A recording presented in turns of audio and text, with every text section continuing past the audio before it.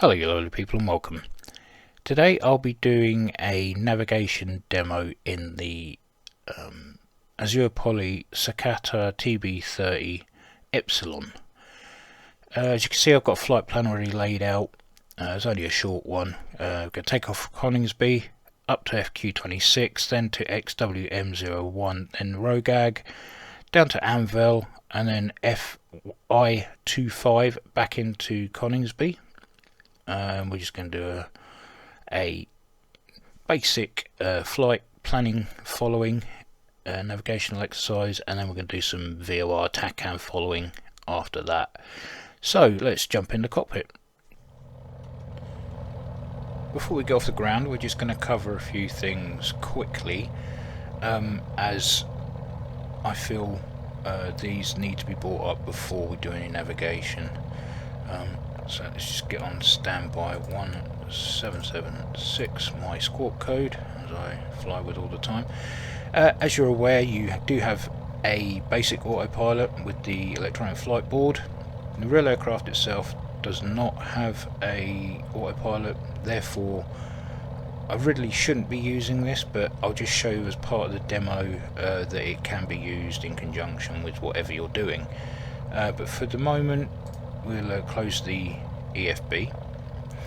Okay, so it's the G5s that are the issue here.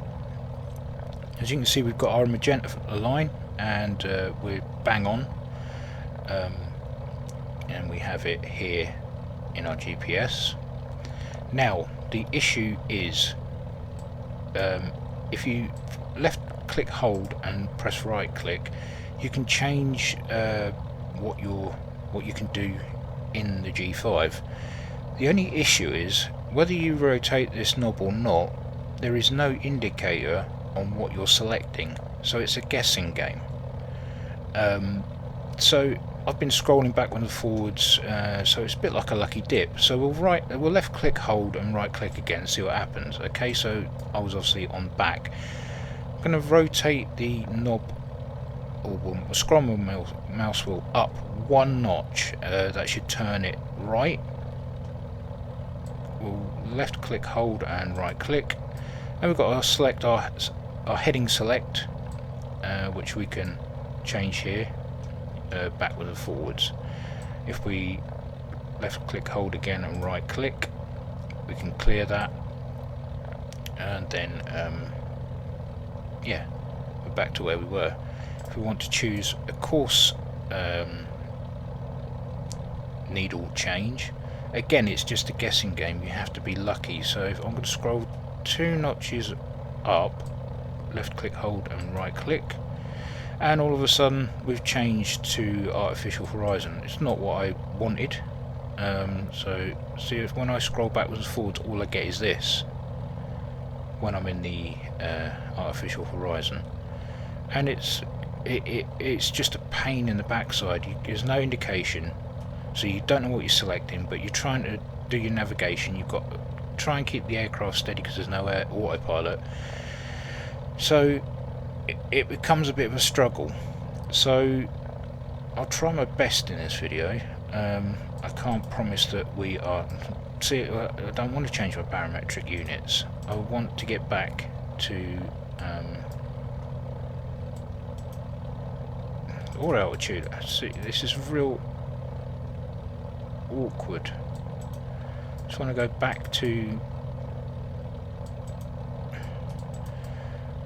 Right, I'm not going to cut this out of the video either, because it just goes to show how bloody awkward. There we go, we're back. So I can't mess around with any of this. I can't get the CDI leveled up with a course needle and get on the right course, because I'll be fumbling around so much I would have gone past the next point of my navigation. So what I'm going to do is just going to leave that for now and zero out the altimeter. So we 1013 1013 still. Actually 1012. There we go. But we can use this. Now, what we're running off of Nav2 is GPS, I believe, and That will feed all the navigation info into our G5s. If I flick over to G1 and go over to, we'll change the nav to 111.15 for the ILS at Coningsby. See what happens. Okay, so G2, nav 2 follows the nav radio, nav 1 will follow the GPS. So as the flight plan is in the GPS, I'll keep it in nav 1, we're going to ignore that, and we're just going to see what happens with this as I navigate, because it is just a pure pain in the backside. Oh, there's one of my top 10 blanking plates. Excellent. So we've got the probe heat on. It's excellent. Right, let's get this thing up in the air. It's just taking way too long. Longer than I was intending anyway. Right. Parking brake off, let's get up.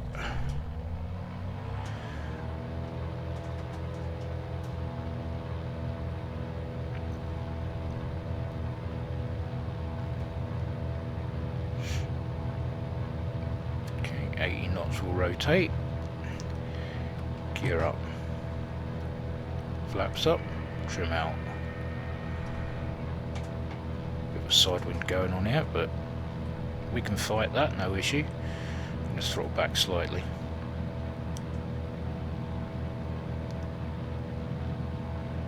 Trim out.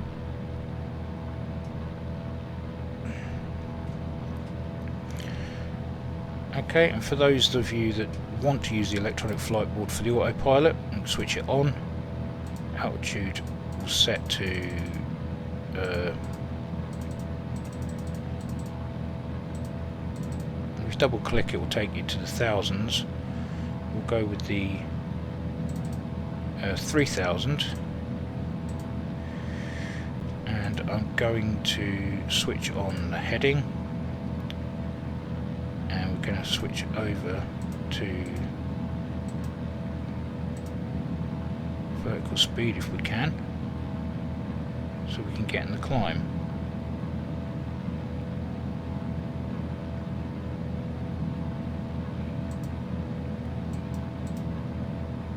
There we go.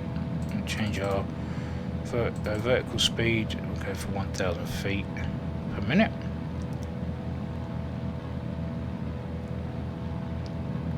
As you can see, we're already drifting off the flight plan.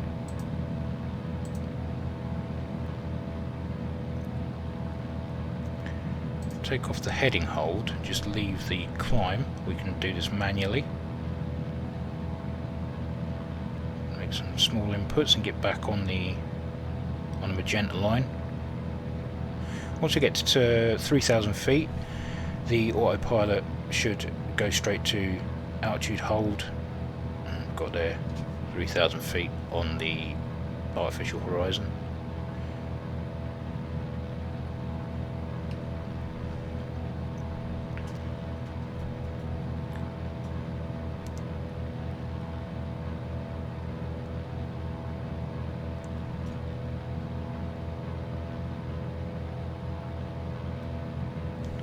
And we've got on the magenta line there, you can see that our course needle is off. We've got to chase that to get that central.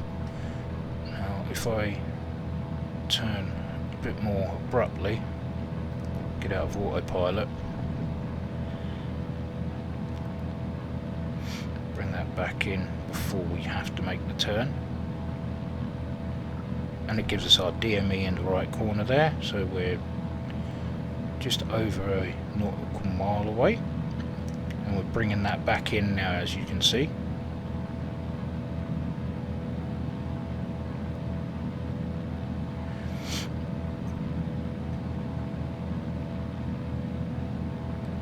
And now we switch to the next waypoint. I'm not going to bother with the autopilot now, that can be put away, and we'll keep going in manual fashion. Just going to get on the magenta line there, level out, trim out because I am still climbing to 3,000 feet. Throttle back ever so slightly because I don't want to go nuts. Okay. As you can see, we're bang on the flight plan. Just got to keep an eye on our course needle there, make sure we don't drift. And we've climbed to 2,700 so far.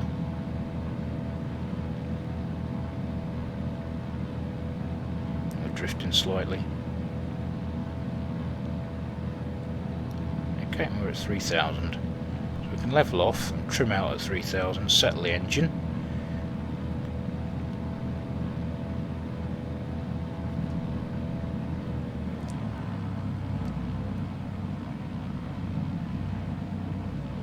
Go, all trimmed out nicely, and we are getting ourselves back on the magenta line again. There is a bit of a crosswind, a westerly wind coming in, and we are heading towards our next waypoint. I'll speed up the rest of the flight just so that it doesn't take forever.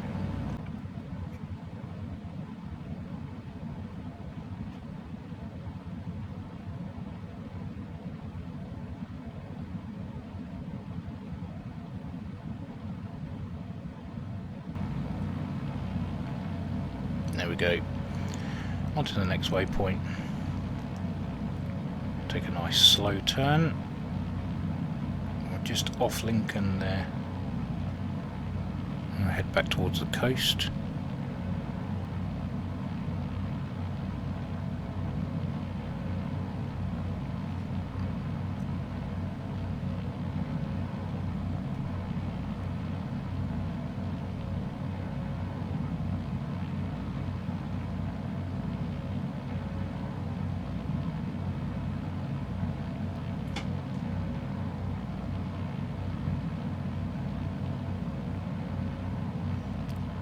Back on the magenta line again. Should be okay going this way. We should have a tailwind, so it shouldn't we shouldn't have to hang around for too long.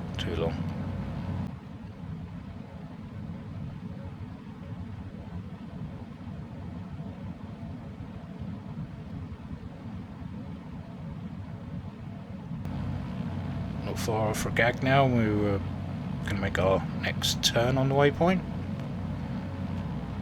See, I'm just crabbing along the magenta line at the moment.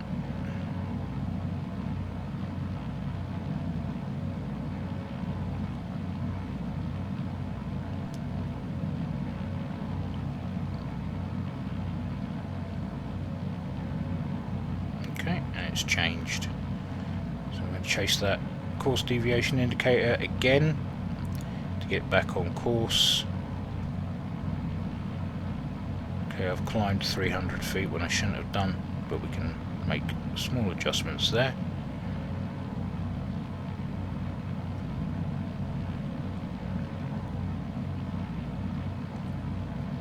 And this aircraft, once it's trimmed out, it flies beautifully. It will just sit there, no issues at all.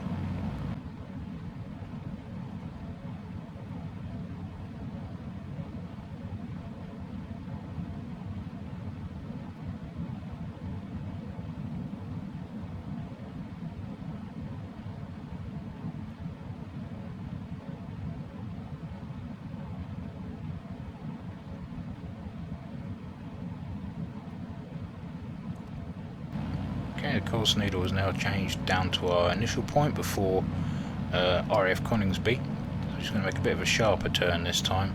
Don't want to veer off too much from the magenta line.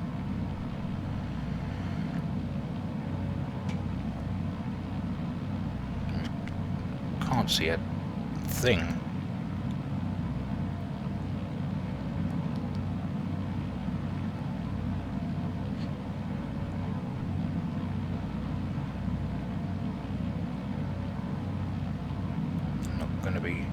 Too long before we get on finals with Coningsby. And I'll switch over to Nav 2, get the radio tuned in, which is already on the ILS, and we'll get ourselves set up for landing. as we don't have an autopilot approach, this will all be done manually on ILS indications on this here, and also on visuals. I mean, obviously that'll be the case. So let's wait for it to tick over.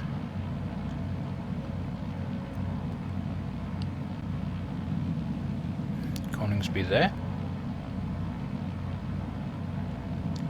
Okay, we're going to start turning in, start throttling back, and we're going to switch over to nav 2. As you can see, we're above glide slope and off of the localizer. Get our gear down now and take off flaps, and we've just crossed over the localizer, so I need to chase that quickly.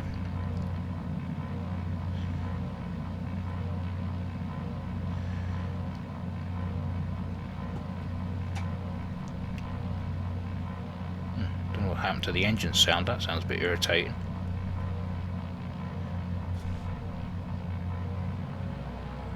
That's a bit better. Change the prop pitch. Okay, so we're on localizer. Just need to drop onto the glide slope.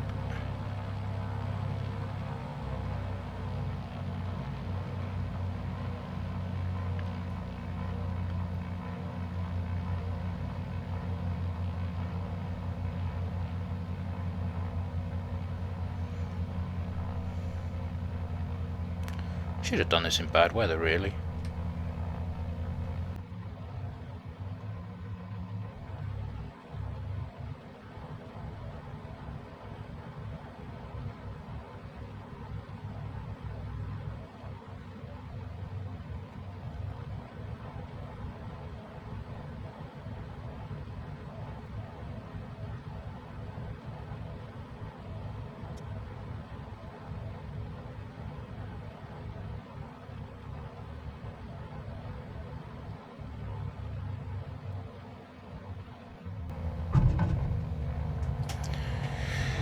We're down. So that's just using the ILS as a guide to come in. I could have done that in bad weather, but I didn't bother to change the weather. But yeah, like I say, that's using flight plan and just using the ILS on the way in. No autopilot, so all manually done, all good fun. So let's just take a quick look at chasing VORs and TACANs and possibly NDBs. Right, okay, so let's do some VOR chasing. To do this, we need to be in nav 2. We're going to be using VLOC, and we're going to be using this G5 to use course deviation indicator and course needle. We'll also get a reading on here, but we don't really need to use this one, but it's there as a backup if the electrics fail. And first thing we're going to do is tune in Trent VOR, which is 115.700. So we're going to hold our left click, right click. Now we're into the VLOC area. Stick in our frequency, so 115.700. Make that active. As you can see, we've got nothing at the moment. Hit CDI. We now have course deviation and distance measuring. So now we can make our corrections here and get to where we need to go. Now you need to be zoomed in right close at the moment because this all depends on light. In my review video I said I couldn't see what I was doing. One of the viewers, I'll put you on the screen, thank you for your help, has pointed out that there is a very faint blue box around the one that is selected. So hold left click and tap the right. As you can see, the tiniest, faintest blue box. If you don't know what you're looking for, you're not going to see it. Hence the reason why I didn't. But now that I know what I'm looking for, I see it every time now. But if we move over, we're on heading, move it again, we're on course. Hold left click, right click, and now we can change our course needle to where it needs to be. And just going to get it so that the deviation indicator is in line with the course needle. We can ignore the heading bug because we're not using autopilot. Left click, right click. Okay, so once we're up in the air we can go straight onto the bearing there, and we will head 267. So it's as simple as that, really. Two more things to point out. We can't chase TACANs because all the equipment that was used for that sort of navigation has been taken out, and all the commercial equipment has been put in, as this is the civilian variant. Or no, it's still a military variant, but it's been made civilian. And also we've got an ADF receiver here for NDBs. We can put the NDB frequency in and make it active. We can even listen to the Morse code, but we don't get no distance or bearing to it because the G5s aren't made for NDB or ADF. So that's that out of the window. So that is actually pretty much pointless. So you can forget that. Might as well switch that off. Yeah. So let's do some VOR chasing. Let's get in the air. I'm just going to quickly put in our next frequency before we move as well. So we want Ottringham, which is 113.900. So 113.90, and we'll be ready to get onto Ottringham once we are up in the air as well. So just make sure the aircraft is all good to go, which it is, and we can put our toe brakes on, throttle up,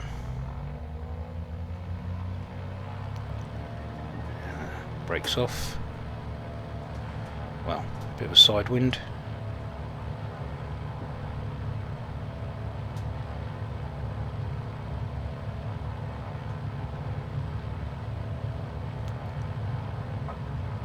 Knots, rotate, up in the air, gear up, flaps up,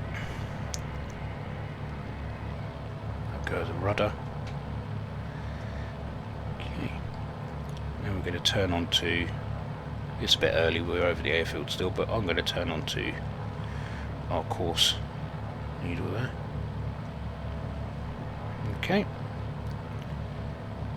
as you can see, the DME is counting down now, and we're heading towards Trent. It's as simple as that. And then once we get over the top of Trent, the needle will swing, and we'll be flying away from the VOR. So I'm not going to fly all the way to Trent because this video would be stupidly long. So I'm going to switch over to Ottringham. Okay, and we're going to do the same again. Get that blue box over the course. Okay, we're going to move the course northwards. Just scroll with the mouse until we get deviation. Okay, and we're going to turn on to that course now. Now you see we're 36.3 nautical miles away. Again, still quite a distance, but we're on course for the VOR.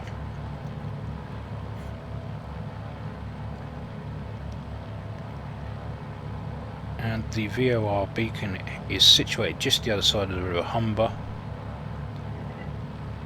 And I do have the VOR add-on, which puts all of the beacons in as scenery. It would be nice to have a look at one, but it's going to take a long time to get there. Basically trim this aircraft out and it will fly on its own. It's pretty solid.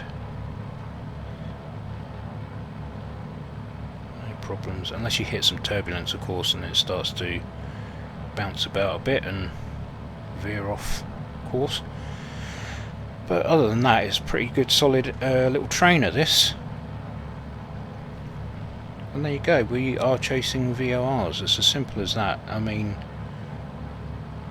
if you use the nav radios and N1 nav1, you won't get anything on the G5s. G5s only feed off of the GPS, so you just need to be careful and remember that you need to use the VLOC and not the nav radio.